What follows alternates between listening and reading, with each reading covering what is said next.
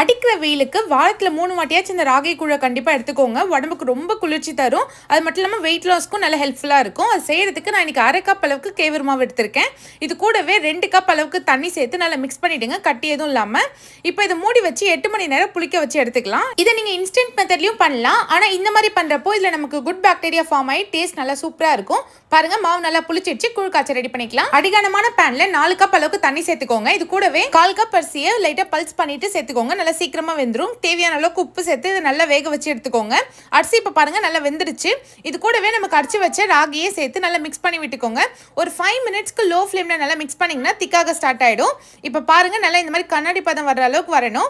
இந்த ஸ்டேஜில் நம்ம கேஸ் ஆஃப் பண்ணிடலாம். இதை மூடி வச்சு திரும்ப ஒரு 8 மணி நேரம் புளிக்க வச்சு எடுத்துக்கலாம். இப்போ ராகி கூட நம்ம கரைக்க ஆரம்பிச்சிக்கலாம். உங்களுக்கு எவ்வளோ மாவு வேணுமோ அந்த அளவுக்கு மாவை ஒரு பவுலில் மாற்றிக்கோங்க. 1 கப் அளவுக்கு தயிர் சேர்த்துக்கோங்க. கொஞ்சமாக உப்பு சேர்த்துக்கலாம்.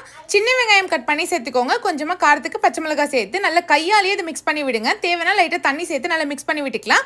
இந்த அளவுக்கு கன்சிஸ்டன்சி இருக்கணும். அவ்வளோதான். நல்ல குளிர்ச்சியான ராகி கூழ் ரெடி ஆயிடுச்சு. ட்ரை பண்ணி பாருங்கள். டேஸ்ட் சூப்பராக இருக்கும்.